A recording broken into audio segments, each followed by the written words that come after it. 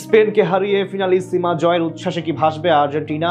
পরিসংখ্যান, হিসেব নিকেশ কিংবা চুলচেরা বিশ্লেষণ সবকিছুই কথা বলছে আকাশী নীলদের হয়ে। শিষ্য লামিনকে হারিয়ে back to back Finalissima trophy উঠতে চলেছে মেসির হাতে। কারণ বিশেষ 4 সমীকরণে স্প্যানিশদের চেয়ে মর্যাদা রক্ষার লড়াইয়ে এগিয়ে থাকবেন বিশ্ব চ্যাম্পিয়নরা। আর সেই বিশেষ 4 কারণ কি যা দিতে পারে আলবিসেলেস্তেদের ট্রফি, তা নিয়ে বাকিটা জানবো রিপোর্টে। অনেক অপেক্ষার অবসান ঘটিয়ে অবশেষে মাঠে গড়াতে চলেছে বহুল আলোচিত ফিনালিসিমা। জানা কথা, আগামী মার্চে অনুষ্ঠিত হতে চলেছে এই ম্যাচ। তাতেই ফুটবল ভক্তদের মনের কোণে উকি দিচ্ছে একটাই প্রশ্ন: কে জিতবে ফিনালিসিমার ট্রফি? গুরু লিওনেল মেসি নাকি শিষ্য লামিন ইয়ামাল? কে হাসবে শেষ হাসি? চলুন সেটাই চুলচেরা বিশ্লেষণ করা যাক। Number 1, venue.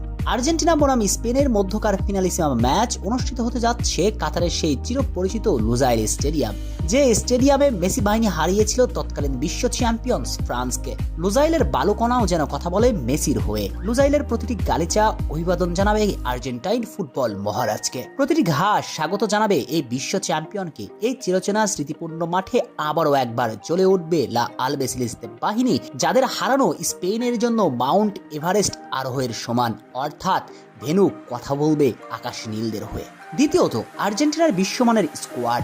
বর্তমান আর্জেন্টিনা যেন গ্রেটেস্ট মিডফিল্ডার দ্বারা ভরপুর। আপনি যার দিকেই তাকাবেন হতাশ করার মতো কাউকে পাবেন না। ফুটবলে বিশেষ করে পজিশন গেমে অভ্যস্ত দলগুলোর মিডফিল্ডারদের যত বেশি শক্তিশালী হবে, সেই দল ম্যাচে তত বেশি এগিয়ে থাকবে। স্পেনের মধ্যমাঠে পেদ্রির মতো ওয়ার্ল্ড ক্লাস মিডফিল্ডার থাকলেও আর্জেন্টিনার চেয়ে অনেক পিছিয়ে থাকবে সবকিছুর বিবেচনায়। আর্জেন্টিনার ডিফেন্স লাইন বর্তমান সময়ে একটু দুর্বল হলেও তারা পুরোপুরিভাবে সক্ষম লামিন, নিকো উইলিয়ামদের আটকিয়ে দেওয়ার জন্য। উপরন্ত গোলবারে দাঁড়িয়ে থাকবেন বাস পাখি খ্যাত এমিলিয়ানো মার্টিনেজ। তাদের ভেদ করে কি চালে বল জড়ানো সম্ভব? স্পেনের প্রশ্ন থেকেই যায়। তৃতীয়ত, স্প্যানিশদের অভিজ্ঞতার অভাব। স্পেনের বর্তমান দলের দিকে তাকালেই নজরে চলে আসে কম বয়সী সব তারকা, কিন্তু কথা হচ্ছে তাদের কি পর্যাপ্ত অভিজ্ঞতা অর্জন হয়েছে আর্জেন্টিনার মতো বিশ্ব চ্যাম্পিয়নদের হারানোর?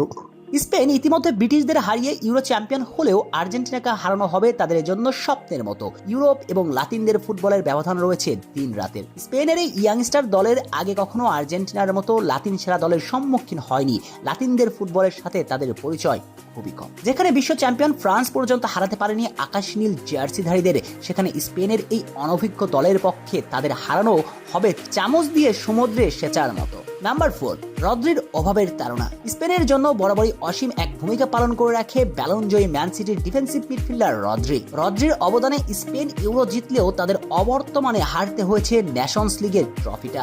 রদ্রিবিহীন স্পেন বারবার বড় ম্যাচে ভক্তদের করেছে হতাশ। যদিও ফিনালিসিমার আগে রদ্রির ফেরার সম্ভাবনা রয়েছে, কিন্তু লম্বা একটা সময় ইনজুরিতে কাটানোর ফলে অনেকটাই প্রভাব পড়বে এই মিডফিল্ডারের পারফরম্যান্সের ওপর।